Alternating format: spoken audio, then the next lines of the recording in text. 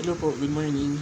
September 4, 2023. Maulan po sa labas, kaya po sa lahat po ng bumabiyahe, ingat-ingat po sa mga may pasok po, ingat po. Gusto ko naman pong kunin ang pagkakataon na ito para magsalita tungkol po sa announcement kung may pasok o wala ang mga bata.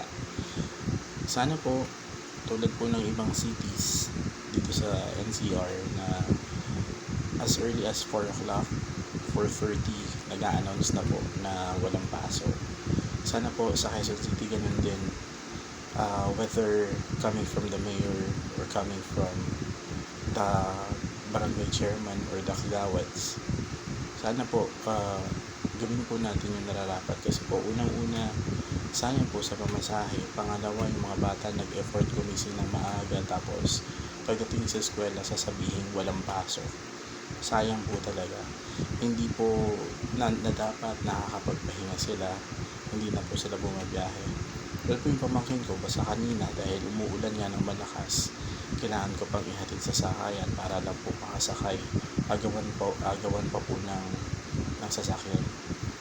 Sana po una't huli na po ito kasi kawawa naman po. Kung paano po pag nagkasakit, sino po bang napiperwisyo? Di pa po yung mga magulang, hindi naman po yung mga nakaupo eh. Buti man lang po meron po kayong nabibigay na may bigay kayong tulong kung sakali na magkasakit yung bata. Sana po sa susunod